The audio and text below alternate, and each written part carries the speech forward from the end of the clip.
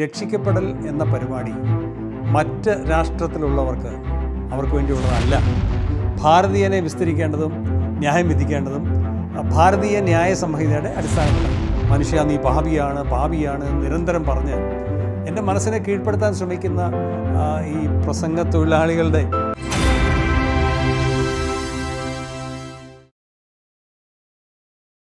Life ഫോക്കസിൻ്റെ ഒരു പുതിയ പഠന പരമ്പരയിലേക്ക് സ്വാഗതം.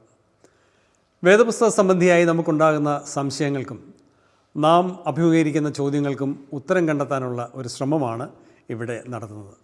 നിങ്ങൾക്കുണ്ടാകുന്ന എല്ലാ ന്യായമായ സംശയങ്ങളും ചോദ്യങ്ങളും ഞങ്ങളെ അറിയിക്കുക.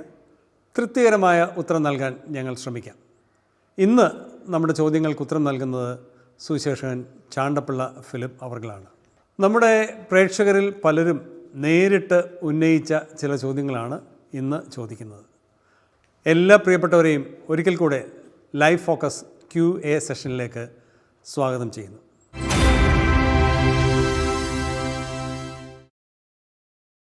ക്രൈസ്തവർ പൊതുവെ നടത്തുന്ന ഒരു പ്രഖ്യാപനമുണ്ട്, യേശുക്രിസ്തു മനുഷ്യവർഗത്തിൻ്റെ മുഴുവൻ ഏക രക്ഷിതാവ് എന്ന്. സത്യത്തിൽ യേശുക്രിസ്തു വന്നത് യഹൂദ ജനതയുടെ വാഗ്ദത്ത മെശിഹ ആയിട്ടല്ലേ? മത്തായി 15:24 ക്രിസ്തു തന്നെ പറയുന്നത് ഇസ്രായേൽ ഗൃഹത്തിലെ കാണാതെ പോയ ആടുകളുടെ അടുത്തേക്കാണ് തന്നെ അയച്ചിരിക്കുന്നത് എന്നാണ്. അതുപോലെ യേശുവിൽ നിന്നും പാഠങ്ങൾ പഠിച്ച ശിഷ്യന്മാർ പറയുന്നത് പ്രവൃത്തി 5:31 ഇസ്രായേലിന് മാനസാന്തരവും പാപമോചനവും നൽകുവാൻ ദൈവം യേശുവിനെ പ്രഭുവായും രക്ഷിതാവായും തൻ്റെ വലം കൈയാൽ ഉയർത്തിയിരിക്കുന്നു എന്നാണ്.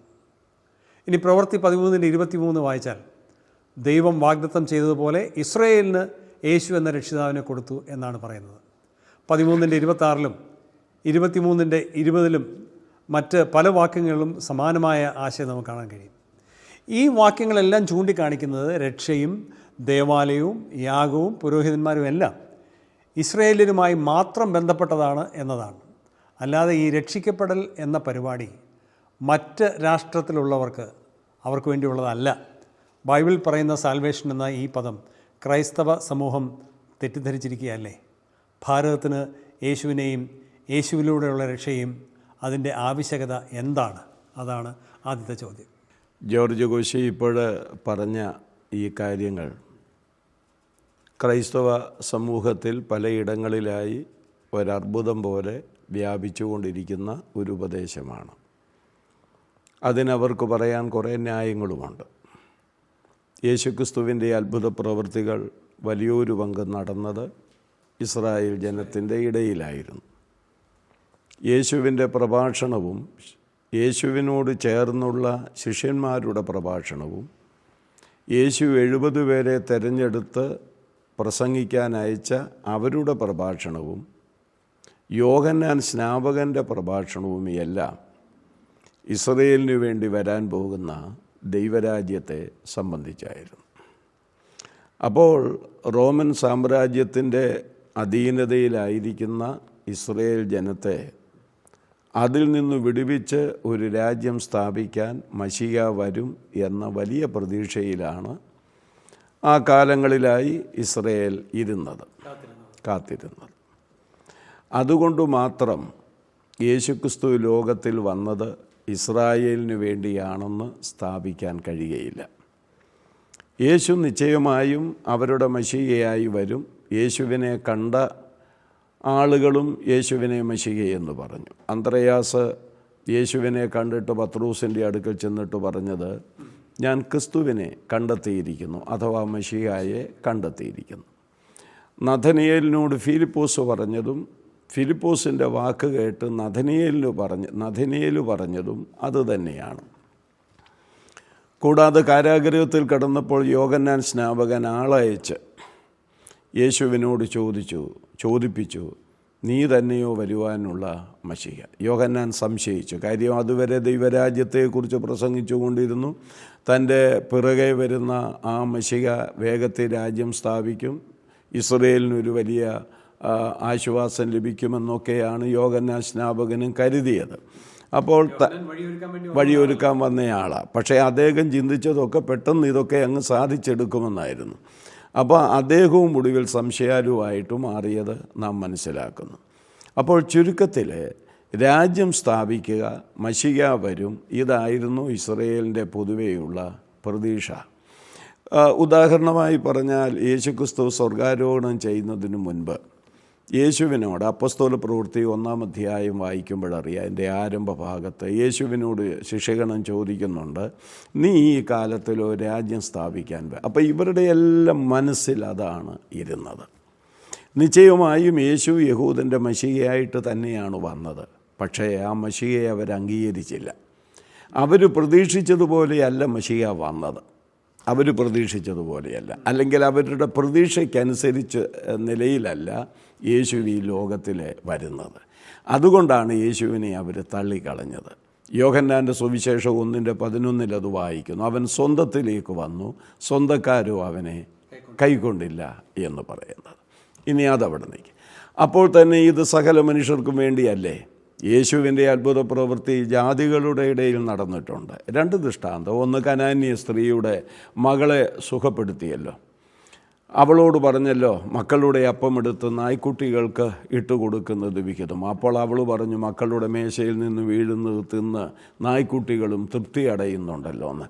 അപ്പോഴെന്താ പറഞ്ഞത്? യേശു പറഞ്ഞൊരു വാക്ക് അവിടെ കേൾക്കണം. ഇസ്രയേലിൽ പോലും ഇത്ര വലിയൊരു വിശ്വാസം കണ്ടിട്ടില്ല എന്ന് പറഞ്ഞാൽ ഏതൊരു ജാതിക്ക് വേണ്ടിയാണ് വന്നത് എന്ന് ഇവർ സമർത്ഥിക്കുന്നുവോ അവർക്ക് പോലും ഇല്ലാത്ത വിശ്വാസമാണ് ഈ ജാതിയായ ഈ കനാന്യ സ്ത്രീക്ക് ഉണ്ടായിരുന്നത്. അത് ഞാൻ പറയാൻ വരികയായിരുന്നു. ശതാധിപൻ്റെ കാര്യത്തിലും അതുതന്നെ. അപ്പോൾ യേശുക്രിസ്തുവിൻ്റെ അത്ഭുത പ്രവൃത്തി യഹൂദന്മാരുടെ ഇടയിൽ നടന്നതുപോലെ തന്നെ ജാതികളുടെ ഇടയിലും നടന്നു. ആ ജാതികളിൽ പലരുടെയും വിശ്വാസം യഹൂദന്മാരുടെ വിശ്വാസത്തേക്കാൾ വലുതായിരുന്നുവെന്ന് നാം മനസ്സിലാക്കുന്നുണ്ട്. തന്നെയല്ല, യേശുക്രിസ്തു മറ്റൊരിടത്ത് ലൂക്കോസ് സുവിശേഷത്തിൽ പറയുന്നുണ്ട്, ഞാൻ നീതിമാന്മാരെയല്ല, അത് യഹൂദനെ ഉദ്ദേശിച്ച് പറയുന്നത്, ഞാൻ നീതിമാനെയല്ല പാപികളെ അത്ര മാനസാന്തരത്തിനായി വിളിപ്പാൻ വന്നത്. പക്ഷെ അപ്പം ഞാൻ നേരത്തെ ഉദ്ധരിച്ച ആ വാക്യങ്ങളുടെ പൊരുളെന്താ?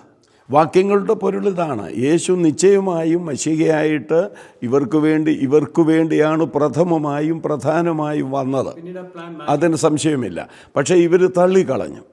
ഇപ്പോൾ ഉദാഹരണമായി പറഞ്ഞാൽ, പൗലോസ് ആദ്യം യഹൂദൻ്റെ ഇടയിൽ വർക്ക് ചെയ്തു. യഹൂദൻ്റെ ഇടയിൽ പ്രവർത്തിച്ചപ്പോൾ യഹൂദൻ പൗലോസിനെയോ പൗലോസിൻ്റെ വചനത്തെയോ അംഗീകരിച്ചില്ല. അപ്പോൾ അദ്ദേഹം എന്താ പറഞ്ഞത്? ഞാൻ ജാതികളിലേക്ക് തിരിയുന്നുവെന്ന് പറഞ്ഞു. മാറ്റിയെന്ന് പറയാൻ ഒക്കുകയില്ല. പ്രഥമമായും പ്രധാനമായും യഹൂദനാണ് വിഷയം. അതിന് ഞാനൊരു ഉദാഹരണം കൂടെ പറയാം. റോമാലേഖനം 1-ാം അധ്യായം 17-ാം വാക്യത്തിൽ രക്ഷയെക്കുറിച്ച് പറയുന്നിടത്ത് ആവർത്തിച്ച് പറയുന്ന ഒരു കാര്യമുണ്ട്. ആദ്യം യഹൂദനും പിന്നെ യവനനും.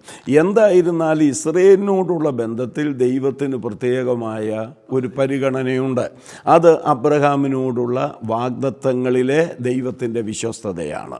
മനസ്സിലായി? അതുകൊണ്ട് മറ്റുള്ളവർക്ക് വേണ്ടിയല്ല എന്നും കൂടെ നമ്മൾ വ്യാഖ്യാനിക്കാൻ പാടില്ല. പ്രഥമവും പ്രധാനവുമായും ഇസ്രയേലിനോട് ദൈവത്തിന് ഒരു പരിഗണനയുണ്ട്.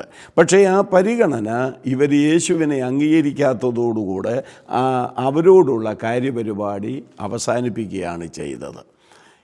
എന്നാൽ യേശുക്രിസ്തുവിൻ്റെ വരവെന്ന് പറയുന്നത് അത് പൊതുവായിട്ടുള്ളതാണ്. കാരണം തിമോഥെയോസിൻ്റെ 1-ാം ലേഖനം 1:15 പറയുന്നുണ്ട്, ക്രിസ്തുവേശു പാപികളെ രക്ഷിപ്പാൻ ലോകത്തിൽ വന്നു. അത് യഹൂദനല്ലല്ലോ, ലോകത്തിലെ സകല ആളുകളെയും ഉദ്ദേശിച്ച്. യേശുവിൻ്റെ കാലം കഴിഞ്ഞിട്ട് ജീവിച്ചിരുന്ന ശിഷ്യന്മാർ, അത് പ്രവൃത്തികളുടെ പുസ്തകത്തിൽ ഞാൻ ഉദ്ധരിച്ചല്ലോ, അവിടെയും അവർ പറയുന്നത് യേശു മുഖ്യമായിട്ടും വന്നത് ഇവർക്ക് വേണ്ടിയാണ്. അതെ, ഞാൻ പറഞ്ഞല്ലോ, യഹൂദനോടുള്ള ബന്ധത്തിൽ ആദ്യം യഹൂദനും പിന്നെ യവനനും ഒരു പരിഗണനയുണ്ട്. അതെന്തുകൊണ്ട്? ഇവരുടെ വിശ്വസ്തത കൊണ്ടല്ല, അബ്രഹാമിനോട് ദൈവം ചെയ്ത ദൈവത്തിൻ്റെ വിശ്വസ്തതയാണ്. അബ്രഹാമിലൂടെ സകല ലോകത്തിനുള്ള മാറ്റം അല്ല, അബ്രഹാമിലൂടെ ഇവർക്ക് വരാൻ പോകുന്ന രക്ഷ, അതിലൂടെ ജാതികൾക്കും രക്ഷയുണ്ട്. ഗലാത്യ ലേഖനത്തിൽ വായിക്കുന്നുണ്ടല്ലോ, അബ്രഹാമിൻ്റെ ആ വിശ്വാസത്താൽ നീതീകരിക്കപ്പെട്ട അനുഗ്രഹം ജാതികൾക്കും വരേണ്ടതിന് എന്ന് ഗലാത്യ ലേഖനത്തിൽ പറയുന്നു, റോമാലേഖനത്തിൽ പറയുന്നു. അബ്രഹാം ഏതൊരു ദൈവത്തിൽ വിശ്വസിച്ചു നീതീകരിക്കപ്പെട്ടോ അതേ ദൈവത്തിൽ ജാതികൾ വിശ്വസിക്കുമ്പോഴും നീതീകരിക്കപ്പെടും എന്നുള്ളത് വളരെ മുൻപ് തന്നെ അബ്രഹാമിനോട് നീ നിമിത്തം ജാതികളും അനുഗ്രഹിക്കപ്പെടുമെന്ന് പറഞ്ഞിരിക്കുന്നത് മുഴുവൻ കൂടുതലും ഈ സ്പിരിച്വൽ ബ്ലെസ്സിങ്സ് ആണ്, ആത്മീയ അനുഗ്രഹങ്ങളാണ്. അപ്പോൾ ജാതികൾക്കും അത് ബാധകമാണ്. അതുകൊണ്ട് ഞാൻ ഒന്നുകൂടെ പറയാം, മശിഹയായിട്ട് തന്നെ വന്നു എന്ന് വരികിലും ആ മശിഹയെ ഇവരെ അംഗീകരിച്ചില്ല. അംഗീകരിക്കാത്തത് കൊണ്ട് ജാതികളിലേക്ക് തിരിയുന്നെന്നല്ല, യേശു വന്നത് പാപങ്ങളെ നീക്കാനാണ്, പാപികളെ രക്ഷിക്കാനാണ്. അത് തന്നെയാണ് പൗലോസ് തിമോത്തിയോസിന് യേശുവിൻ്റെ ജന്മവേളയിൽ ദൂതൻ പറഞ്ഞത് തന്നെയാണല്ലോ. അതായത് ഞാൻ ആ ഭാഗത്തേക്ക് വരിക. തിമോത്തിയോസ് ലേഖനത്തിൽ പറഞ്ഞത് നമ്മൾ ചിന്തിച്ചു. എന്നിട്ട് ലൂക്കോസ് സുവിശേഷം 2-ാം അധ്യായത്തിൽ ദൂതൻ ആട്ടിടയന്മാരോട് പറയുന്നു, അത് സർവ്വജനത്തിനും ഉണ്ടാവാനുള്ളൊരു മഹാസന്തോഷം നിങ്ങളെ അറിയിക്കുന്നു, ക്രിസ്തുവെന്ന രക്ഷിതാവ് ദാവീദിൻ്റെ പട്ടണത്തിൽ ജനിച്ചിരിക്കുന്നുവെന്ന. അതിപ്പോൾ സർവ്വജനത്തിനുമുള്ളത് എന്ന് പറഞ്ഞാൽ സകല മനുഷ്യർക്കും. തീത്തോസിൻ്റെ ലേഖനം 2-ൽ പറയുന്നുണ്ട്, സകല മനുഷ്യർക്കും രക്ഷാകരമായ ദൈവകൃപ ഉദിച്ചുവല്ലോ എന്നവിടെയും പറയുന്നുണ്ട്. അപ്പോൾ യേശുക്രിസ്തുവിൻ്റെ ജന്മ ലക്ഷ്യം ഡ്യുവൽ പർപ്പസ് എന്ന് പറയാം അല്ലേ. സർവ്വലോകത്തിൻ്റെയും വീണ്ടെടുപ്പിന് വേണ്ടി ക്രിസ്തു വന്നു, അതേസമയം തന്നെ യഹൂദൻ്റെ മശിഹയായിട്ടും താൻ വന്നു. പക്ഷേ ആ മശിഹയെ അവർ പ്രതീക്ഷിച്ചതുപോലല്ല യേശു വെളിപ്പെട്ടത്, അതുകൊണ്ട് അത് തള്ളിക്കളഞ്ഞു. മനസ്സിലായില്ലേ? ഇനി അവരോടുള്ള ബന്ധത്തിൽ ദൈവം ചെയ്യാൻ പോകുന്നത് തൻ്റെ മഹത്വ പ്രത്യക്ഷതയ്ക്ക് മുൻപാണ് അവരോടുള്ള ബന്ധത്തിൽ ജാതിയായിട്ട് അവർ രക്ഷിക്കപ്പെടുകയും കുത്തിയവെങ്കിലേക്ക് നോക്കുകയും ഒക്കെ ചെയ്യുന്നത് ഈ ഒരു സഭാ കാലഘട്ടം കഴിഞ്ഞുള്ള സംഭവത്തിൽ. എന്ന് പറഞ്ഞാൽ അപ്പോഴും ഇവരെ തള്ളിക്കളഞ്ഞിട്ടില്ലെന്നുള്ളതാണ്, തള്ളിക്കളഞ്ഞിട്ടില്ല. പക്ഷേ പൊതുവേ ചിന്തിക്കുമ്പോൾ യേശു വന്നത് എല്ലാവരുടെയും പാപങ്ങളുടെ രക്ഷയ്ക്ക് വേണ്ടിയാണ്. അല്ല, ഒരു വാക്കുകൂടെ വേഗത്തിൽ ഞാൻ പറയാം. യേശു ശിഷ്യന്മാർക്ക് സുവിശേഷത്തിൻ്റെ കൽപ്പന കൊടുത്തു. എന്താ പറഞ്ഞത്? നിങ്ങളെ യഹൂദന്മാരുടെ ഇടയിലേക്ക് പറഞ്ഞയക്കുന്നതല്ല, സകല ജാതികളുടെയോടും പോയി സുവിശേഷം അറിയിപ്പീൻ. യഹൂദനോട് മാത്രം പറയാനല്ല ഇവിടെ പറഞ്ഞത്. പിന്നെ അതുപോലെ തന്നെ അപ്പോസ്തല പ്രവൃത്തി 1:5 പറയുമ്പോൾ നിങ്ങൾ ശക്തി ലഭിച്ചിട്ട് യെരുശലേമിലും യഹൂദ്യയിലും ശമരിയയിലൊക്കെയും ഭൂമിയുടെ അറ്റത്തോളം എന്ന് പറഞ്ഞാൽ അവിടെയല്ല യഹൂദന്മാരോട് പറയണമെന്നല്ല, യഹൂദനോടും പറയണം, യവനനോടും പറയണം, ജാതികളോടും പറയണം. ഈ 2 കൂട്ടർക്ക് വേണ്ടിയാണ് യേശു വന്നത്. അതുകൊണ്ടാണ് അപ്പോസ്തല പ്രവൃത്തി 4:12 പത്രോസിൻ്റെ പ്രഭാഷണത്തിൽ പറയുന്നത്, മറ്റൊരുത്തനിലും രക്ഷയില്ല. രക്ഷിക്കപ്പെടുവാൻ ആകാശത്തിൻ്റെ കീഴിൽ, ആ വാക്ക് ഭയങ്കരമാണ്, ആകാശത്തിൻ്റെ കീഴിൽ യഹൂദൻ്റെ ഇടയിലെന്നല്ല, മനുഷ്യരുടെ ഇടയിൽ നൽകപ്പെട്ട വേറെയൊരു നാമവുമില്ലെന്നുള്ളതാണ്. അതുകൊണ്ട് ആ ഒരു വാദം വേദപുസ്തകാനുസരണം ശരിയായിരിക്കും. എൻ്റെ ചോദ്യത്തിലേക്ക് തിരികെ വന്നാൽ, ഭാരതത്തിലും യേശുക്രിസ്തു ഏകരക്ഷിതാവെന്നുള്ള ഉച്ചൈസ്തരം നമുക്ക് പ്രഘോഷിക്കാം. ഭാരതത്തിനും യേശുവിനെ വേണമെന്ന് ഭാരതത്തിലെ വലിയ മഹാത്മാക്കൾ, വലിയ പ്രഭാഷകർ, വലിയ പ്രസംഗകർ, ചിന്തകർ അവർ തന്നെ ആവശ്യപ്പെട്ടു. ഞാൻ അവരുടെ പേരൊന്നും ഇവിടെ ഉദ്ധരിപ്പാൻ ആഗ്രഹിക്കുന്നില്ല. അവർ തന്നെ പറയുന്നു യേശുവിനെ വേണം, അദ്ദേഹം പൗരസ്ഥനാണ്, അദ്ദേഹത്തെ നമുക്ക് വേണമെന്ന് അവർ വരെയും പറയുന്നുണ്ട്. ബോധ്യത്തിൽ, അവരുടെ ബോധ്യത്തിൽ. നമുക്ക് പെട്ടെന്ന് മനസ്സിലാകുന്ന ഒരു കോണ്ടെക്സ്റ്റ് പറയാം. ആശുപത്രിയിൽ ചെന്ന് പരിശോധനയ്ക്ക് വിധേയരാകുമ്പോഴാണല്ലോ ഞാൻ ആരോഗ്യ പ്രശ്നമുള്ളവനാണ് എന്ന് മനസ്സിലാകുന്നത്. അതുപോലെ ദൈവം മോശയിലൂടെ നൽകിയ ന്യായപ്രമാണത്തിൻ്റെ വെളിച്ചത്തിൽ പരിശോധിക്കുമ്പോഴാണല്ലോ ഒരു വ്യക്തി പാപിയാണെന്ന് തിരിച്ചറിയുന്നത്. പക്ഷേ ഈ പറയുന്ന ന്യായപ്രമാണത്തെ ദൈവം യഹൂദന് കൊടുത്തതായിരിക്കെ എന്തിന് ഞാൻ എന്നെ തന്നെ ന്യായപ്രമാണത്തിൻ്റെ കണ്ണാടിയിലൂടെ വീക്ഷിക്കണം?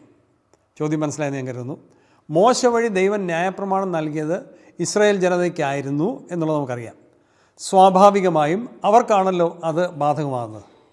ഞാനൊരു യഹൂദനല്ലാതിരിക്കെ എനിക്ക് ഈ ന്യായപ്രമാണം പ്രസക്തമല്ല എന്നുള്ളതാണ് യാഥാർത്ഥ്യം. അപ്പോൾ പിന്നെ എന്നെ എങ്ങനെയാണ് ന്യായപ്രമാണ സംബന്ധമായി ഒരു പാപി എന്ന് മുദ്രകുത്താനാവുക?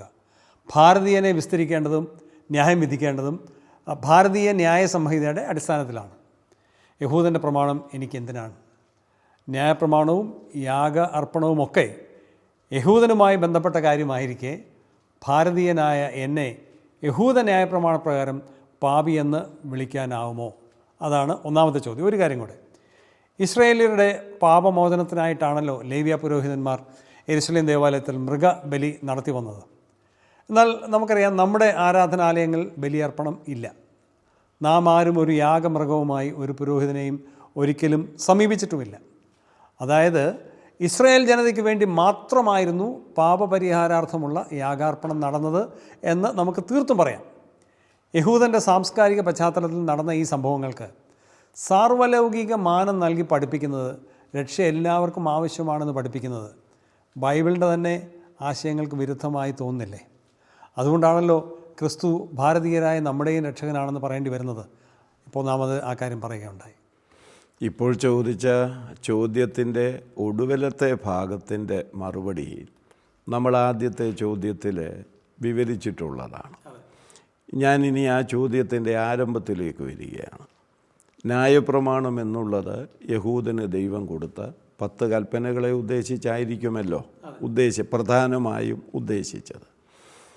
അപ്പോൾ യഹൂദന് കൊടുത്ത ന്യായപ്രമാണത്തിലെ 10 കൽപ്പനകൾ, അതിൽ ചിലതൊക്കെ ഞാനൊന്ന് ചോദിക്കുക. നിൻ്റെ അമ്മയപ്പന്മാരെ ബഹുമാനിക്കുക. അത് യഹൂദൻ്റെ ന്യായപ്രമാണമില്ലെങ്കിലും ന്യായപ്രമാണമില്ലാത്ത ആളുകൾക്ക് നന്നായിട്ടറിയാവുന്ന കാര്യമാണ്. ഏവർക്കും ബാധകമാണ്. വ്യഭിചാരം ചെയ്യരുത്.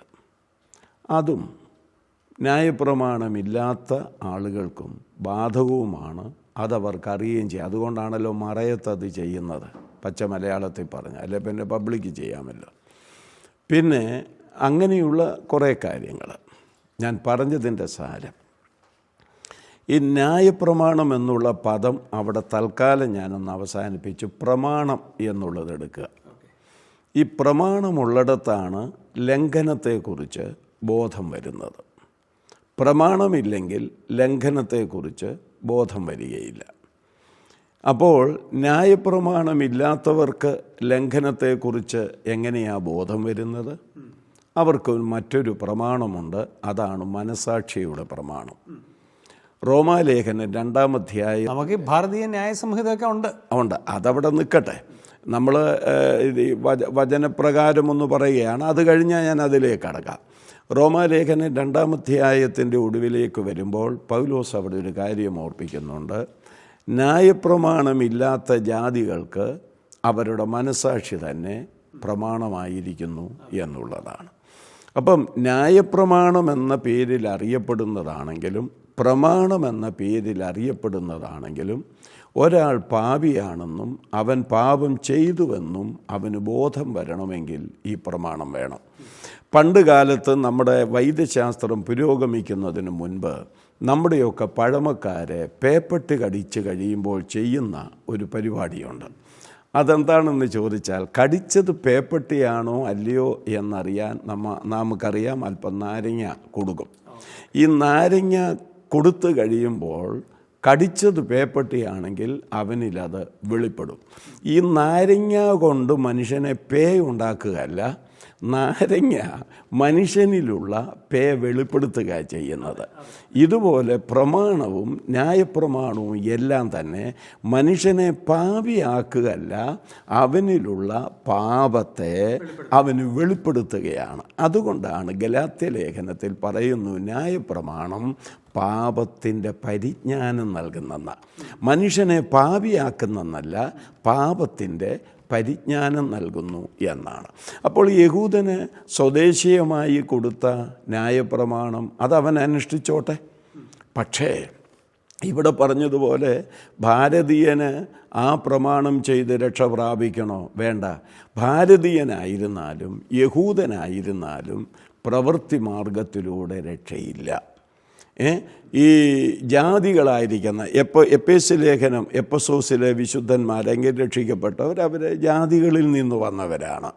തീത്തോസിൻ്റെ ലേഖനം എഴുതുമ്പോഴും ആ ലേഖനത്തിലെ വിവിധ വിഷയങ്ങൾ നോക്കുമ്പോൾ ജാതികളിൽ നിന്ന് വന്നവരോട്. ആ 2 ലേഖനത്തിൽ നിന്ന് ഞാനൊരു കാര്യം ഓർപ്പിക്കാം. എപ്പേസ് ലേഖനം 2:8 വായിക്കുമ്പോൾ, കൃപയാലല്ലോ വിശ്വാസം മൂലം നിങ്ങൾ രക്ഷിക്കപ്പെട്ടിരിക്കുന്നത്. അടുത്തത്, അതിനും നിങ്ങൾ കാരണമല്ല, ആരും പ്രശംസിക്കാതിരിപ്പാൻ പ്രവൃത്തികളും കാരണമല്ല. ന്യായപ്രമാണം കാരണമല്ലെന്ന് അവിടെ പറയുന്നില്ല. പ്രവൃത്തികളും കാരണമല്ല. ഇത് തന്നെ തീത്തോസ് 2 പറയുന്നുണ്ട്. ദൈവം നാം ചെയ്ത നീതിപ്രവൃത്തികളാലല്ല, ന്യായപ്രമാണ പ്രവൃത്തികൾ എന്നല്ല, നീതിപ്രവൃത്തികളാലല്ല, തൻ്റെ കരുണപ്രകാരം അത്രേ നമ്മെ രക്ഷിച്ചത്.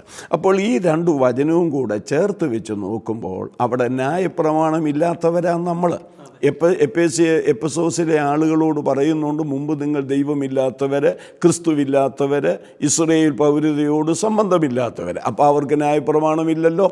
അതുകൊണ്ട് അവരോട് പറയുന്നു, നിങ്ങൾ രക്ഷിക്കപ്പെട്ടത് പ്രവൃത്തിയാലല്ല. അവിടെ പ്രവൃത്തി എന്ന് ഉദ്ദേശിക്കുന്നത് സൽപ്രവൃത്തിയാണ്. മനുഷ്യൻ്റെ സൽപ്രവൃത്തിയാൽ മനുഷ്യൻ രക്ഷിക്കപ്പെടുന്നില്ല. രക്ഷിക്കപ്പെട്ടവർക്ക് സൽപ്രവൃത്തി വേണം. ആ രക്ഷ വെളിപ്പെടുത്തി കൊടുക്കേണ്ടത് സൽപ്രവൃത്തിയിലൂടെ. ഞാൻ മുഴുവൻ പ്രവൃത്തിയിലാണല്ലോ ഭവിക്കുന്നത്. എന്ത് ഈ സൽപ്രവൃത്തി എല്ലാം അതിൽ പെടുന്നതാണ്. ഈ ന്യായപ്രമാണത്തിൽ പറഞ്ഞിരിക്കുന്നതെല്ലാം ഈ സൽപ്രവൃത്തിയിലും പെടുന്നതാണ്. പക്ഷേ അത് യഹൂദന് മാത്രമാണ് കൊടുത്തിരിക്കുന്നത്. ഭാരതീയനോ മറ്റു ഭൂഖണ്ഡക്കാർക്കോ ദേശക്കാർക്കോ വേണ്ടെന്ന് പറഞ്ഞാൽ അതിനുള്ള ന്യായമാണ് ഞാൻ ഈ പറഞ്ഞത്. അല്ല, ഒരു വാക്കും കൂടെ. അപ്പോൾ ആ സൽപ്രവൃത്തിയാണ് അവിടുത്തെ വിഷയം. ആ സൽപ്രവൃത്തികളാൽ മനുഷ്യൻ നീതീകരിക്കപ്പെടുകയില്ല, രക്ഷപ്പെടുകയില്ല. ഇപ്പോൾ ജോർജ് കോശി അല്പം മുമ്പ് പറഞ്ഞ ഒരു കാര്യം കൂടെ പറയാം. ഈ ന്യായപ്രമാണമില്ലെങ്കിലും ഇന്ത്യയുടെ നിയമം എവിടുന്ന് വന്നതാ? ഇന്ത്യയുടെ നിയമം എവിടുന്ന്?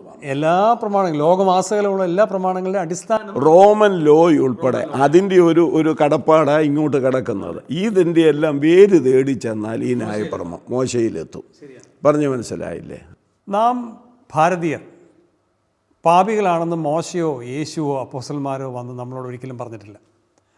മാത്രമല്ല, ബൈബിൾ പ്രകാരം സത്യത്തിൽ നമ്മളെ പാപികൾ എന്ന് ഇപ്പോൾ വിളിക്കുന്നത് ശരിയല്ല. കാരണം ബൈബിൾ തന്നെ നമ്മെ സംബോധന ചെയ്തിരിക്കുന്നത് വിശുദ്ധന്മാർ എന്നും നീതിമാന്മാർ എന്നുമാണ്. പുതിയ നിയമം പഠിപ്പിക്കുന്നത് അങ്ങനെയാണ്. യേശുവിൻ്റെ രക്ഷണ്യ പ്രവൃത്തിയിലൂടെ എല്ലാ മനുഷ്യരും പാപമോചിതരായി കഴിഞ്ഞു. പിന്നെ എന്തിനാണ് മനുഷ്യൻ വീണ്ടും രക്ഷിക്കപ്പെടുന്നത്?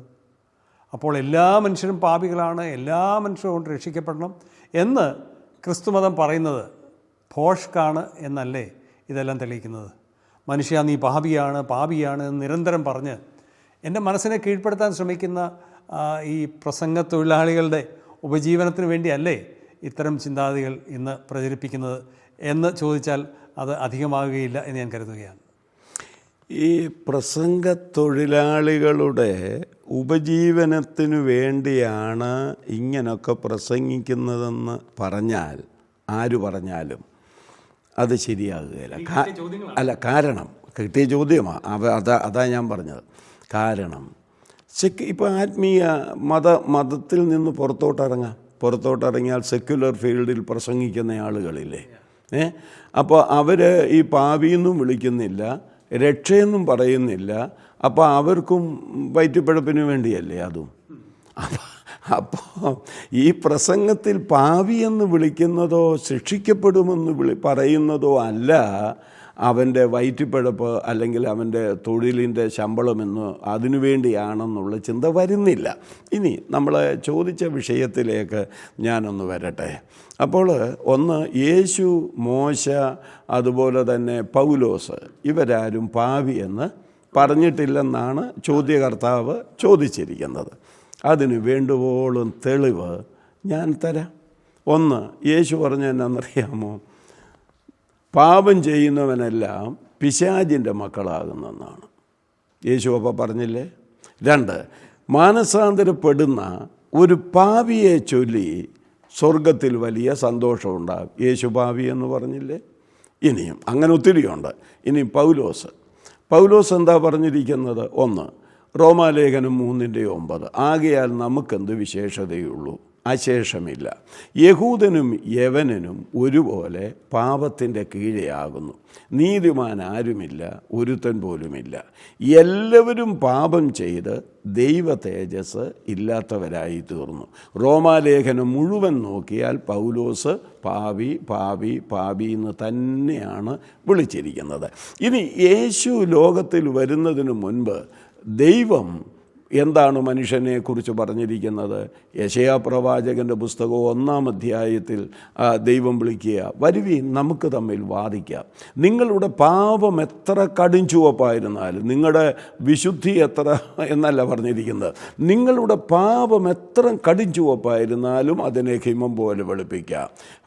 തല മുതൽ പാദം വരെ ഒരു സുഖവുമില്ല, ഒടിവും ചതവും പഴുത്ത വ്രണവും എന്ന് പാപത്തെക്കുറിച്ച് ദൈവം അപ്പോൾ ബൈബിൾ മുഴുവനും മനുഷ്യനെ പാപി എന്നാണ് വിളിച്ചിരിക്കുന്നത്. നോഹയുടെ കാലത്ത് ദൈവം എന്താ പറഞ്ഞത്? മനുഷ്യൻ്റെ ദുഷ്ടത വർദ്ധിച്ചിരിക്കുന്നുവെന്നാണ്. അപ്പോൾ ഇതല്ലേക്ക് അതിൻ്റെ തെളിവ്. അതുകൊണ്ട് പാപി പാപി എന്ന് വിളിക്കുന്നത് ഈ ഉപദേശിമാരോ അല്ലെങ്കിൽ സുവിശേഷം പ്രസംഗിക്കുന്നവരോ അല്ല, ബൈബിൾ അത് പറഞ്ഞിരിക്കുന്നത് കൊണ്ട് ആ കാര്യം പറഞ്ഞിരിക്കുന്നതേ ഉള്ളൂ. ഇപ്പം ഈ തൊഴിലെടുക്കുന്നവനെ ആ പേരിലാണ് അറിയപ്പെടുന്നത്, ഇല്ലേ? ഞാനത് ഓരോന്നും എടുത്ത് ഇവിടെ പറയാനാ. എല്ലാ തൊഴിലും ആദരണീയമായ തൊഴിലാണ്. അപ്പോൾ ആ തൊഴിലെടുത്ത് ഇവിടെ പറയാൻ പറ്റുകയില്ല. പക്ഷേ ഒരു കാര്യം യാഥാർത്ഥ്യമാണ്, ഞങ്ങളെയൊക്കെ ഉപദേശി എന്നാണ് വിളിക്കുന്നത്. എന്താ ഉപദേശി എന്ന് വിളിക്കാൻ കാര്യം? ഈ ഉപദേശിച്ച് നടക്കുന്നതുകൊണ്ട്, പ്രസംഗിച്ച് നടക്കുന്നതുകൊണ്ട്. അതുകൊണ്ട് ഓരോ തൊഴിലെടുക്കുന്നവരെയും ആ തൊഴിലിനോട് ചേർന്നാണ് വിളിക്കുന്നത്. ഇതുപോലെ പാപം ചെയ്ത് ജീവിക്കുന്നവരെ അതിനോട് ബന്ധപ്പെട്ടാണ് പാപി എന്ന് വിളിക്കുന്നത്. അതിനകത്ത് നമ്മൾ മുഖം കടുപ്പമാക്കിയിട്ട് കാര്യമില്ലെന്നുള്ളതാണ്. യേശുവോ മോശയോ പൗലോസോ പറയുന്നതിന് വ്യത്യസ്തമായിട്ടല്ല, അതേ ആശയം ഇതെന്തു പറയുന്നു അത് തന്നെയാണ് നമ്മൾ പറഞ്ഞുകൊണ്ടിരിക്കുന്നത്. അപ്പോൾ ഇപ്പോൾ ചോദിച്ച ചോദ്യത്തിൻ്റെ അനുബന്ധമായി ഒരു ചോദ്യം കൂടെ ചോദിച്ചു. പ്രധാനപ്പെട്ട ഒരു ചോദ്യമാണ്. യേശുക്രിസ്തു എല്ലാവർക്കും വേണ്ടി ക്രൂശിൽ മരിച്ച് രക്ഷയൊരുക്കിയെങ്കിൽ പിന്നെ മനുഷ്യനോട് രക്ഷിക്കപ്പെടണമെന്ന് പറയേണ്ട കാര്യമില്ലല്ലോ, എല്ലാവരും രക്ഷിക്കപ്പെട്ടല്ലോ എന്ന് പറഞ്ഞു. അതിന് ഞാൻ വളരെ വേഗത്തിൽ 2 കാര്യങ്ങൾ ഓർപ്പിച്ച് അവസാനിപ്പിക്കാം. ഒന്ന്, അത് യാഥാർത്ഥ്യമാണ്. പക്ഷേ ദൈവം അത് നമ്മൾ അംഗീകരിക്കേണ്ടതിന് ഒരു വ്യവസ്ഥ വെച്ചിട്ടുണ്ട്. ആ വ്യവസ്ഥ എന്ന് പറയുന്നത് വിശ്വാസമാണ്. വേദപുസ്തകത്തിൽ വളരെ വ്യക്തമായി പറയുന്നുണ്ട്, യേശു ക്രിസ്തുവിൽ വിശ്വസിക്കുക, എന്നാൽ നീ രക്ഷിക്കപ്പെടുമെന്നാണ്. അല്ലെങ്കിൽ നീയും നിൻ്റെ കുടുംബവും രക്ഷിക്കപ്പെടുമെന്നാണ്. കൂടാതെ കൃപയാലല്ലോ വിശ്വാസം മൂലം നിങ്ങൾ രക്ഷിക്കപ്പെട്ടിരിക്കുന്നത്. വിശ്വാസം. പുത്രനിൽ വിശ്വസിക്കുന്നവന് നിത്യജീവനുണ്ട്, വിശ്വസിക്കാത്തവൻ ജീവനെ കാണുകയില്ല. അപ്പോൾ ഇവിടെ യേശുക്രിസ്തുവിൻ്റെ മരണത്താൽ സകല മനുഷ്യർക്കും രക്ഷയൊരുക്കി എന്ന് വരികിലും അത് വിശ്വസിക്കുന്നവർക്ക് മാത്രം. വിശ്വാസം മീൻസ് ആശ്രയം. യേശുക്രിസ്തുവാണ് എൻ്റെ രക്ഷകൻ, ക്രിസ്തുവിൽ മാത്രമാണ് രക്ഷ, ഞാനത് അംഗീകരിക്കുന്നുവെന്ന് വിശ്വസിക്കുന്ന ഒരാൾക്ക് മാത്രമേ ദൈവമൊരുക്കിയ രക്ഷ സ്വന്തമാക്കാൻ കഴിയുകയുള്ളൂ. ഗവൺമെൻറ് നമുക്ക് വേണ്ടി കോടിക്കണക്കിന് രൂപ മുടക്കി ഡാമുണ്ടാക്കി, പവർ ഹൗസ് ഉണ്ടാക്കി, അവിടുന്ന് വിവിധ യൂണിറ്റുകളായി 11 kV അതിനേക്കാൾ ചെറുതൊക്കെ ആക്കി ട്രാൻസ്ഫോമർ വെച്ച് നമ്മുടെ മുൻപിൽ ഒരു പോസ്റ്റിട്ട് ലൈൻ വലിച്ച് നമ്മുടെ വീട്ടിലോട്ട് കൊണ്ടുവന്നു. നമ്മൾ പറയുകയാണ് എല്ലാം ഒരുങ്ങിയിരിക്കുന്നു, വെളിച്ചമായി ഇനി ഒന്നും ചെയ്യണ്ടല്ലോ, ചെയ്യണം. ലൈറ്റ് വരണമെങ്കിൽ സ്വിച്ച് ഓൺ ആക്കണം. വളരെ സിമ്പിൾ. ഇതുപോലെ ദൈവം മുഴുവനും ഒരുക്കി നമ്മളത് പ്രാപിക്കാൻ വെച്ചിരിക്കുന്ന വ്യവസ്ഥ യേശുക്രിസ്തുവിൽ വിശ്വസിക്കുക എന്നുള്ളതാണ്. തിരുവോണത്തിൽ എല്ലാവർക്കും 10 കിലോ അരി റേഷൻ കടയിൽ സൗജന്യമാണ്. ഗവൺമെൻറ് ഉത്തരവിട്ടു, പേപ്പറിൽ വന്നു, വാർത്താ മാധ്യമങ്ങളിൽ വന്നു. ഞാൻ വീട്ടിലിരുന്നുകൊണ്ട് പറയുകയാണ്, ഈ പ്രാവശ്യം ഈ ആഴ്ചയിൽ 10 കിലോ അരി നമുക്ക് സൗജന്യമായി റേഷൻ കടയിൽ ഗവൺമെൻറ് ക്രമീകരിച്ചിട്ടുണ്ട്. ഇത് പറഞ്ഞുകൊണ്ട് ഞാൻ വീട്ടിലിരുന്നാൽ എൻ്റെ വീട്ടിൽ ചോറുവെപ്പ് നടക്കുകയില്ല. ഞാൻ പോയി സൗജന്യമാണ്, പക്ഷെ ഞാൻ പോയി വാങ്ങണം. ഇത് കൂടുതൽ ദൃഷ്ടാന്തം നമുക്ക് പറയാനില്ല. യേശു ഒരുക്കി, അത് സൗജന്യമാണ്. പക്ഷേ വിശ്വാസത്താൽ അത് വാങ്ങാത്തവരോട് വീണ്ടും വീണ്ടും പറയണം, നീ രക്ഷിക്കപ്പെടും. Thank you. അത് വ്യക്തമാണ്. അടുത്ത ഒരു ചോദ്യം കൂടെ ചോദിക്കാൻ ആഗ്രഹിക്കുകയാണ്. ഒരു നവജാത ശിശു കിടക്കയിൽ നമുക്കറിയാം മലമൂത്ര വിസർജനം ചെയ്യും. സമയാസമയങ്ങൾ നമ്മളത് കഴുകി ശുദ്ധമാക്കും. ആരും അതിൻ്റെ പേരിൽ കുഞ്ഞിനെ വഴക്ക് പറയില്ല. ചിലപ്പോൾ ഒരു ഉമ്മ കൊടുത്തിട്ടായിരിക്കും ആ ശിശുവിനെ വീണ്ടും നമ്മൾ കട്ടിൽ കിടത്തുക.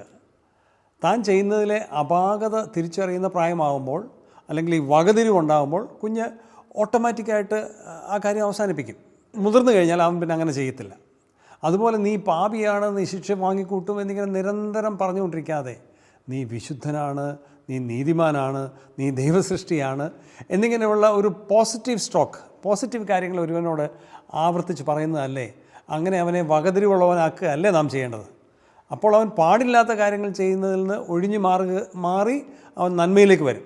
അല്ലാതെ പാപി, ശിക്ഷ, നരകം, ക്രിസ്തു രക്ഷിക്കും എന്നിങ്ങനെയുള്ള ജൽപ്പനങ്ങളാണോ വേണ്ടത് എന്നുകൂടെ നമുക്കൊന്ന് ചിന്തിക്കേണ്ടതാണ്. കുഞ്ഞിൻ്റെ കാര്യം തന്നെ ഞാൻ അങ്ങ് എടുത്തോട്ടെ. ആ കുഞ്ഞിൻ്റെ തിരിച്ചറിവില്ലാത്ത സമയത്ത് അത് മലമൂത്ര വിസർജനം കിടക്കയിലോ അതേ ഇരിക്കുന്നിടത്തോ ചെയ്യുന്നു. പക്ഷേ സ്നേഹമുള്ള മുത്തം കൊടുക്കാൻ ആഗ്രഹിച്ച ആ മാതാവാകട്ടെ പിതാവാകട്ടെ ആരുമാകട്ടെ അവരാ കുഞ്ഞ് അങ്ങനെ തന്നെ കിടക്കാൻ ആഗ്രഹിക്കുന്നില്ല. കുഞ്ഞിന് തിരിച്ചറിവില്ലല്ലോ, അതിനെയും തിരിച്ചറിവ് വരുന്നത് വരെ ആ കാര്യം അങ്ങ് നടത്തട്ടെ എന്ന് വിചാരിക്കുന്നില്ലല്ലോ. അത് സംഭവിച്ച് കഴിയുമ്പോൾ അതിനെ വേഗത്തിൽ കൊണ്ടുവന്ന് സ്നേഹമുള്ള മാതാവ് അതിനെ കഴുകി വൃത്തിയാക്കി. പക്ഷേ ഞാൻ വഴക്ക് പറയുന്നില്ല എന്നുള്ളതാണ്. ആ വഴക്ക് പറഞ്ഞില്ല, പക്ഷേ ഇതും വഴക്ക് പറയുന്നില്ല. ഇത് വേദപുസ്തകം ഒരു പാപിയെ നോക്കി വഴക്ക് പറയുന്നില്ല. സ്നേഹത്തോടു കൂടിയാണ്, നീ പാപിയാണ്, നിനക്കൊരു ശുദ്ധീകരണം വേണം, നീ കുഴപ്പത്തില്ല, നിന്നെ വിശുദ്ധനാക്കുന്ന ഒരു ദൈവം ജീവിക്കുന്നുണ്ട്, നിന്നെ സ്നേഹിക്കുന്നുണ്ട്. ഇതാണ് സുവിശേഷം പറയുന്നത്. അപ്പോഴപ്പോൾ അവനെ ശുദ്ധീകരിക്കാൻ മനസ്സുള്ള ഒരു ദൈവത്തെ ചൂണ്ടിക്കാണിക്കുക ആ സ്നേഹത്തിലൂടെ. ഇത് സ്നേഹത്തിൻ്റെ സന്ദേശമാണ്. അല്ല പാപി പാപി പാപി നീ പോക്ക എന്ന് പറയുന്നില്ല. നീ പാപിയാണ്, പക്ഷേ നിന്നെ സ്നേഹിക്കുന്ന ദൈവമുണ്ട്, നിൻ്റെ ഏത് പാപത്തെയും ശുദ്ധീകരിക്കുന്ന ദൈവമുണ്ട്, നിനക്ക് സ്വർഗം തരുന്ന ഒരു ദൈവമുണ്ടെന്ന് അവനെ സ്നേഹത്തോടുകൂടെ ബോധ്യപ്പെടുത്തുക. അതാണ് സുവിശേഷം പറയുന്നത്. ഈ ചോദ്യങ്ങൾ ഉന്നയിച്ച സുഹൃത്തുക്കൾക്ക് കൃത്യമായ ഉത്തരം ലഭിച്ചു എന്ന് ഞങ്ങൾ കരുതുന്നു. വ്യക്തിപരമായ ചോദ്യോത്തരങ്ങൾക്കും ഞങ്ങൾ തയ്യാറാണ്. ചോദ്യങ്ങൾ എന്തു തന്നെയായാലും ദയവായി എഴുതി ചോദിക്കാൻ മടിക്കേണ്ട. ലൈഫ് ഫോക്കസിൻ്റെ അടുത്ത Q&A സെഷനിൽ കാണും വരെ നന്ദി.